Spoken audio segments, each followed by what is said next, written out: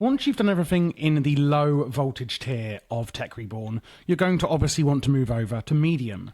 Now, the first machine I would make in the medium tier is going to be an industrial blast furnace. This is how you can make steel as well as lots of other items.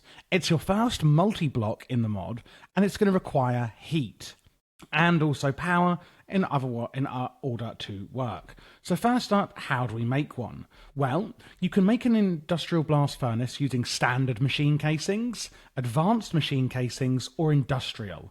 I'm going to show you how to make one with industrial. They're all the same. That's just so I can show you all three variants at the end of the video.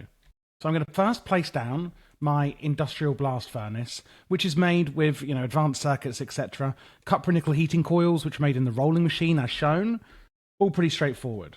Then we get our machine casings, whether that is standard, which is made with literally just refined iron, electronic circuits, and basic machine frames, or whether that is advanced, and that is going to be using steel plates. So that's correct. You do first need to make an industrial blast furnace at the base level before you can then upgrade it to advanced.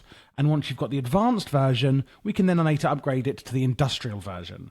So when I click on the industrial blast furnace, it says incomplete multi-block. I press the H to toggle the multi-block hologram, and that shows you where you need to place your items. So you place 3 by 3 on the floor, and then go up 1, 2, 3. Fill the entire outer shell of this like that, as shown. Now when I put the lid on, it shows I've got 3,230 heat. Or let's use the standard one, because that's the one you'll be making to start with. It shows I have 1,360 heat. But what you can do, and I would advise to, is in here go 1 and 2 with buckets of lava, and then put the lid on. And now it'll give you a plus 500 heat on top of the base amount. So it's 860 heat rather than 1,360 heat. You will also need to hook it up to some power. So I'm just going to simply hook this up just here. So it does need to be onto the actual controller block itself. It's like, the front piece. And now it's getting power. And now I can make steel. So if I look at my industrial blast furnace, what we can see here is that we can make different things. We can also melt things down. Like with 1,000 heat, I can melt down an iron horse armor, also using a piece of sand, into 4 iron ingots and some dark ashes. And it's really good if you have tools like you're going out, maybe adventuring, etc., that you do want to melt down. This is going to be really useful. But the main use, of course, to start with is making steel. You're going to need refined iron ingots and carbon cells. So refined iron you'll already have. Carbon cells is made in there's multiple ways. I would probably just use rubber logs in a centrifuge where you'll get your sap, some methane, which you'll be using later in the medium voltage tier, and carbon cells. So you put in 2 carbon cells, a refined iron ingot, and then voila, you get your steel ingots and you get your empty cells back.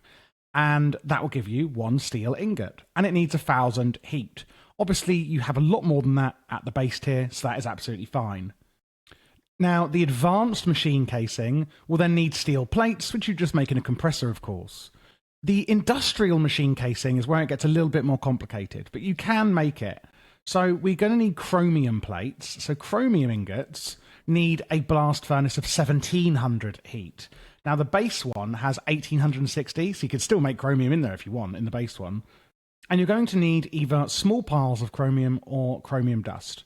Chromium dust is going to be made by electrolyzing things. So in an electrolyzer, put in ruby dust, which you would have grinded up from ruby ore, and you'll get 1 chromium dust as well as some aluminum and compressed air cells. It takes 25 seconds in an electrolyzer.